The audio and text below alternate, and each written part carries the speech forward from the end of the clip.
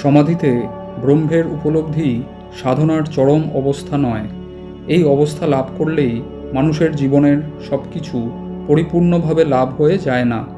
সংসারের আধ্যাত্মিক, আধি ভৌতিক ও আধি দৈবিক তাপে সন্তাপিত মানব তা থেকে মুক্ত হওয়ার উদ্দেশ্যে যে অমৃতের অনুসন্ধানে বের হয়, ব্রহ্মদর্শন হলেই সেই অমৃতের আস্বাদন হয় বটে, কিন্তু তাতেই মানুষের জীবনের চরম সাফল্য লাভ হয় না।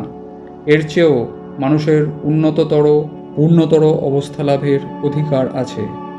মানুষ যে কত বড়, সে যে কত উঁচু অধিকার নিয়ে মানব শরীরে এই সংসারে জন্মগ্রহণ করেছে, তার হৃদয় রত্নাকরের মধ্যে যে কত রত্ন লুকিয়ে আছে, সে সম্বন্ধে জ্ঞান নেই বলেই সে উপলব্ধি করতে পারে না।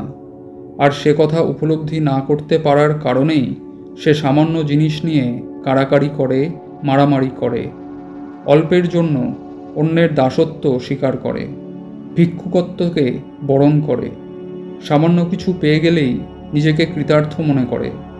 শ্রীগুরু ও শ্রী ভগবানের শ্রীচরণে যিনি আত্মসমর্পণ করে সুদৃঢ় বিশ্বাস, ভক্তি ও বিচারের সাহায্যে মনরূপ মন্থন দণ্ডকে সুনিয়ন্ত্রিত পরিচালিত করে হৃদয় সমুদ্র মন্থন করেন, তিনি নিজের মধ্যে থাকা অতল স্পর্শ হৃদয় রত্নাকরের অন্তঃস্থল থেকে নিত্য নতুন রত্ন লাভ করে চমৎকৃত হতে থাকেন। কিন্তু যতই নতুন নতুন ঐশ্বর্য ও আনন্দ, যা তিনি আগে চিন্তাও করতে পারেননি, সেগুলি তার হৃদয়ের অন্তঃস্থল থেকে উত্থিত হয় ও তিনি তা প্রত্যক্ষ করেন, সেগুলি পাওয়ার বিষয়ে তার আশাও ততই বেড়ে যেতে থাকে। নিজের আত্মশক্তির ওপর বিশ্বাসও ততই প্রবল হয়। নিজের হৃদয়ের মাহাত্ম্য সম্বন্ধে ততই বেশি বেশি বিস্ময়কর জ্ঞান লাভ হয়। তখন ওই সকল ঐশ্বর্যকেও সামান্য জিনিস মনে করে আরও নতুনতর, আরও পূর্ণতর ঐশ্বর্য ও আনন্দ লাভ করার জন্য তিনি সেই নিজ হৃদয় সমুদ্রের মন্থনের কাজটি আরও বেশি আগ্রহের সঙ্গে করে যেতে থাকেন। হৃদয় থেকে ব্রহ্মজ্ঞান ও ব্রহ্মানন্দরূপ অমৃত উত্থিত হলেও এই মন্থনের কাজ শেষ হয়ে যায় না। সমস্ত হৃদয় অমৃতময় হয়ে যাওয়া চাই। সমস্ত দেহ, ইন্দ্রিয় ও অন্তঃকরণ সকল অবস্থায় ব্রহ্মভাবে ভাবিত ও ব্রহ্মরসে রসায়িত হয়ে থাকা চাই। জাগ্রত, স্বপ্ন ও সুষুপ্তিতে একই ব্রহ্মতত্ত্ব সর্বত্র দর্শন করা চাই। সমাধি অবস্থায় ব্রহ্ম সাক্ষাৎকার হলেই, ব্রহ্ম ও আত্মার অভেদ অনুভব করলেই সেই পরিপূর্ণ ব্রহ্মলাভ হয়ে যায় না।